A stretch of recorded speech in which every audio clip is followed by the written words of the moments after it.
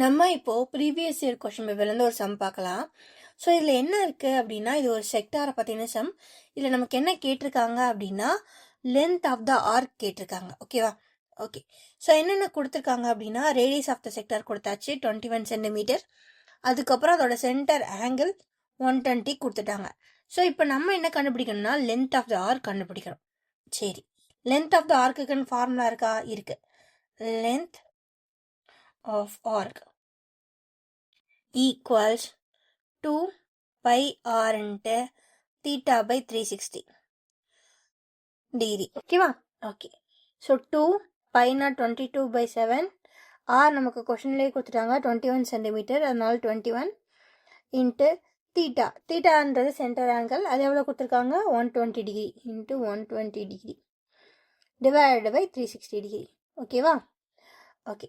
1 7s are 7 and 3 7s are 21. ஓகேவா? இது ரெண்டையும் கேன்சல் பண்ணியாச்சு. அப்புறம் இங்கே 0 0 கேன்சல் ஆகிடும். ஸோ இது ரெண்டையும் 6 டேபிளில் போடலாம்.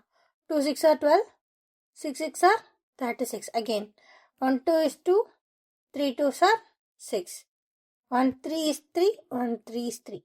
ஸோ அப்போ ரிமைனிங் என்ன கிடச்சிருக்கு? 2 into 22. ஸோ அப்போது 22 into 2 44. ஸோ இங்கே கொஷனில் என்ன கொடுத்துருக்காங்க? சென்டிமீட்டர் கொடுத்துருக்காங்க. So centimetre. Length of the arc என்ன கண்டுபிடிச்சிட்டோம்? 44 சென்டிமீட்டர். ஆப்ஷனில் இருக்கா? எஸ், ஆப்ஷன் ஏவே 44 சென்டிமீட்டர் தான். ஸோ இதுதான் ஆன்சர். அவ்வளோதாங்க இந்த சம்.